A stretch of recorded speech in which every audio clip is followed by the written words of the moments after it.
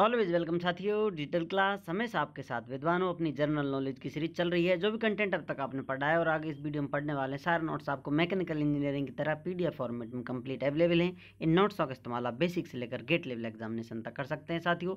इसी के साथ साथ अपनी मैकेनिकल इंजीनियरिंग की नई सीरीज स्टार्ट होने वाली है। अब साथियों, जैसा कि हम जानते हैं भारतीय लोगों में मतभेद चलते आ रहे हैं, तो उन्हीं मतभेदों के चलते यहाँ पर पाकिस्तान रेजोल्यूशन या लाहौर रेजोल्यूशन आता है साथियों। मार्च 24 1940 24 मार्च 1940 में साथियों। इन 1930 1930 की बात है साथियों। इकबाल ने सजेस्ट किया था मुस्लिम स्टेट होना चाहिए। जैसा आपको बताया था साथियों, जहाँ पर मुस्लिम मेजोरिटी है वो मुस्लिम स्टेट डिक्लेयर कर दिया जाए। दी आइडियलिस्ट ऑफ पाकिस्तान का आइडिया कहाँ से आया था साथियों? पाकिस्तान बाद में पाकिस्तान हो गया था। यह आया था साथियों चौधरी रहमत अली अराउंड 1935। रहमत अली हैं साथियों चौधरी, उन्होंने इसका आइडिया दिया था। पाकिस्तान का आइडिया देने वाले थे 1930 में लगभग ये आइडिया दिया था। तो अब यहाँ आकर साथियों वो रेजोल्यूशन पास होने वाला है, पाकिस्तान की नींव रखने वाले हैं ये लोग। On March 24 1940 passed Pakistan resolution and rejected the federal scheme as advised in the Government of India Act 1935। Muslim league के लोग हमेशा से ही चाहते थे साथियों, बार बार में बीच बीच में भी देखा गया है कि हिंदुओं के साथ उनकी मैचिंग होगी नहीं, इसलिए वो अलग स्टेट या अलग ही देश की मांग रखते हैं। तो इस प्रकार से पाकिस्तान रेजोल्यूशन यहाँ पर आ जाता है। तो इस प्रकार से फेडरल स्कीम संघीय स्कीम है जो अंग्रेजों की साथियों, वहाँ पर जो कनेक्टेड होगा, हिंदुस्तान में जो शासन चल रहा है वो ब्रिटेन से कनेक्टेड होगा साथियों। इसके नीचे ये पर रूल रेगुलेशन चलेगा। ये स्कीम थी साथियों the government of India act में 1935 में थी, लेकिन इसको रिजेक्ट कर दिया फेडरल स्कीम को। अब स्पेशल से पाकिस्तान की परिकल्पना रख दी गई है। उधर मुस्लिम लीग अपना प्रस्ताव रख रही है साथियों, इधर इंडियन नेशनल कांग्रेस, दूसरी तरफ अंग्रेज अपना प्रस्ताव लेकर आ रहे हैं। साथ साथ सब कुछ चल रहा है। अगस्त समय बीतता है साथियों। यहाँ पर अगस्त या कहा जाए दूसरा नाम लिनलिथगो ऑफर, अगस्त ऑफर या लिनलिथगो ऑफर के नाम से ऑफर आता है साथियों 8 अगस्त 1940 में। अंग्रेज ऑफर लेकर आ रहे हैं साथियों, विश्व युद्ध के लिए भारतीयों को तैयार किया जाए, इनको साथ लड़ाया जाए, लेकिन ये भी ऑफर फेल हो जाता है।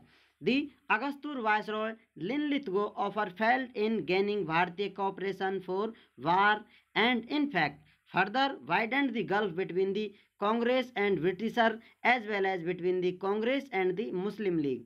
यहाँ पर साथियों जो खाई है कांग्रेस और मुस्लिम लीग के मध्य बन जाती है, अंग्रेजों के साथ और मुस्लिम लीग के साथ, इंडियन कांग्रेस के साथ, सभी के बीच में खाई बढ़ती हुई जाती है।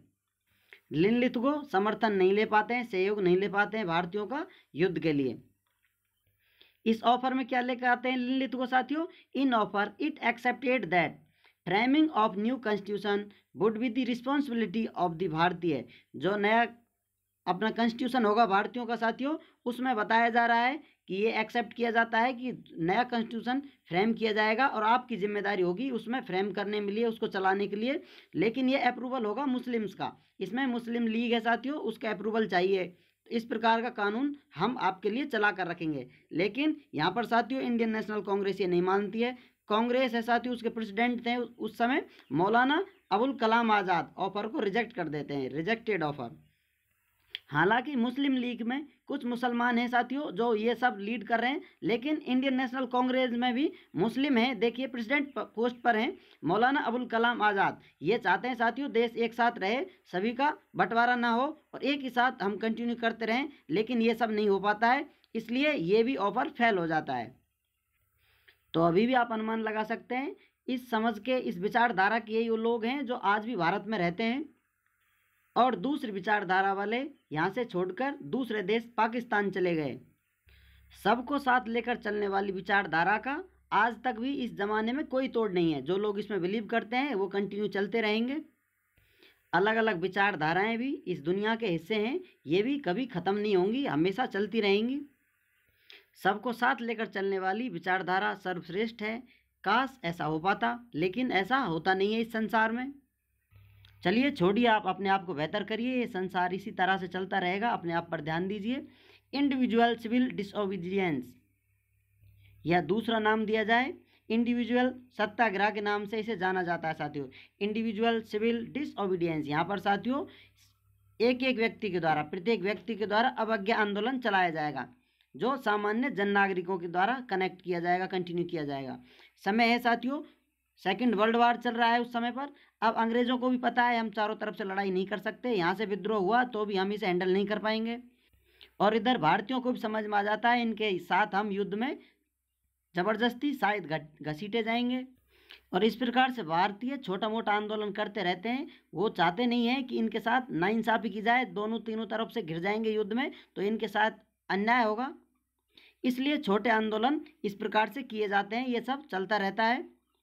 हिंदुस्तानियों की एक मानता और थी साथियों, यदि अंग्रेजों को यहाँ से इस समय भगा दिया जाता, जो अंग्रेजों से युद्ध कर रहे थे, वो आकर शायद यहाँ पर फिर से हुक्म करने लग जाएं, फिर से गुलामी स्वीकार करनी पड़ जाए। तो इसलिए भारतीय चाहते थे ये आपस में लड़ाई झगड़ा करके खुद कमजोर हो लें, तो हम बाद में देख लेंगे इनको, बाद में निपट लेते हैं इनसे।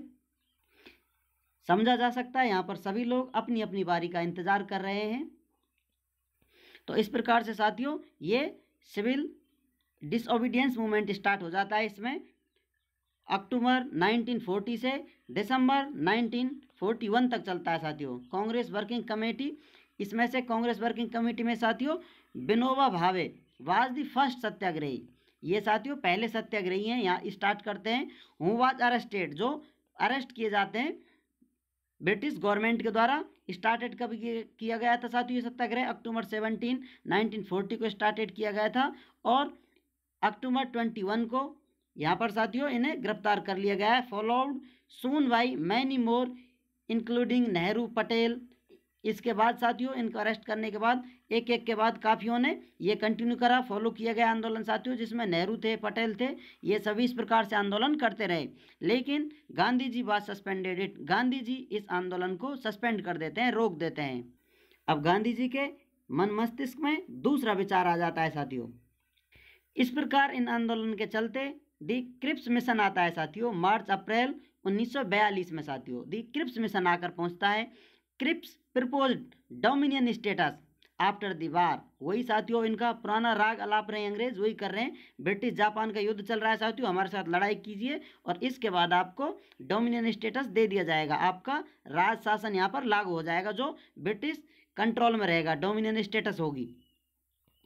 But his proposal was rejected by all the political leader, लेकिन इनका जो ऑफर है साथियों, प्रपोजल है, सभी के द्वारा रिजेक्ट कर दिया जाता है, सभी राजनीतिक लीडर इसे रिजेक्ट कर देते हैं। गांधी जी रिमार्क्स, और उस समय गांधी जी कहते हैं a post dated cheque on a crumbling bank, ये साथियों जिस डेट का पोस्ट है, सॉरी जिस डेट का ये चेक दिया है आपने, उस डेट तक जिस बैंक में हम जमा कराएंगे वो बैंक खत्म हो जाएगी, ढह जाएगी। इस प्रकार का आपने हमें ये ऑफर दिया है, या कहा जाए पोस्ट डेटेड चेक दिया है, जिसका कोई मतलब नहीं रह जाता। अब उसके बाद साथियों शुरुआत होती है quit India movement, quit Bharat movement, Bharat छोड़ो आंदोलन। यहाँ आकर सारी विचारधाराएं जो बड़ी शांति से चल रही थी, गांधी जी के भी मत चेंज हो जाते हैं। यहाँ पर गांधी जी भी अलग रोल में देखने को मिलते हैं। अब तक सभी भारतीय चाह रहे थे शांति प्रिय तरीके से आंदोलन किए जाएं, कुछ ठीक ठाक से, कुछ ज़्यादा आक्रोश न किया जाए, छोटा मोटा बातचीत कर कर इनके साथ सेटलमेंट बैठा लिया जाए, लेकिन ये सब कोई मानने को तैयार नहीं था। तो अब यहाँ पर क्विट भारत मूवमेंट स्टार्ट हो गया है, भारत छोड़ो आंदोलन स्टार्ट हो गया। अंग्रेजों से डायरेक्ट कह दिया गया है अब यहाँ से आप चले जाइए। समय है साथियों ऑन अगस्त 8, 1942, 1942 में the Congress in its meeting at Gwalior tank Bombay, कहाँ पर साथियों कांग्रेस मीटिंग कर रही है ग्वालियर टैंक बॉम्बे में, passed a resolution known as the quit India resolution. ये जो रेजोल्यूशन साथियों अगस्त 8 को 1942 में पास किया गया था बॉम्बे साथियों ग्वालियर टैंक पर, इसको ही क्विट इंडिया रेजोल्यूशन या क्विट भारत रेजोल्यूशन के नाम से जाना जाता है। जिससे साथियों गांधी जी कहते हैं where why Gandhi ji asked the British to quit Bharat and gave a call for do और डाई।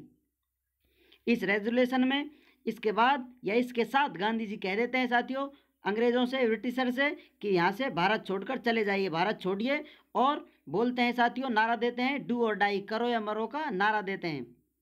सभी भारतीयों को बोलते हैं करो या मरो। इसका मतलब है साथियों we shall either free Bharat, या तो हम भारत को आज़ाद कर लेंगे या फिर इसके प्रयास में मर जाएंगे। टू हिज कंट्रीमैन्स, अपने देशवासियों से महात्मा गांधी जी डू और डाई एक नारा समझ लीजिए या एक विचारधारा समझ लीजिए, अपने देशवासियों को दे देते हैं और आंदोलन स्टार्ट कर देते हैं। उम्मीद करते हैं साथियों वीडियो में दी गई जानकारी अब तक कि आपको अच्छे से समझ में आई होगी। अभी भी आपका कोई कन्फ्यूजन है तो आप हमसे कमेंट कर पूछ सकते हैं साथियों। आप चाहें तो सारे PDF फॉर्मेट में नोट्स डाउनलोड कर सकते हैं, फोटो कॉपी करा सकते हैं। आपका टाइम सेव करने के लिए हमारी तरफ से छोटा सा प्रयास रहा है साथियों। आपकी सीरीज लगभग कंप्लीट हो गई है। आप अपने अनुभव, अपने एक्सपीरियंस हमारे साथ अवश्य साझा करें। कमेंट कर अपने भाव जो हैं जैसे भी आपको फील हुआ है अवश्य प्रकट करें। वीडियो को अंत तक देखने के लिए, चैनल को सपोर्ट करने के लिए आपका दिल की गहराइयों से बहुत बहुत धन्यवाद। मिलते हैं नेक्स्ट वीडियो में, कंटिन्यू करेंगे आंदोलन। जय हिंद, वंदे मातरम।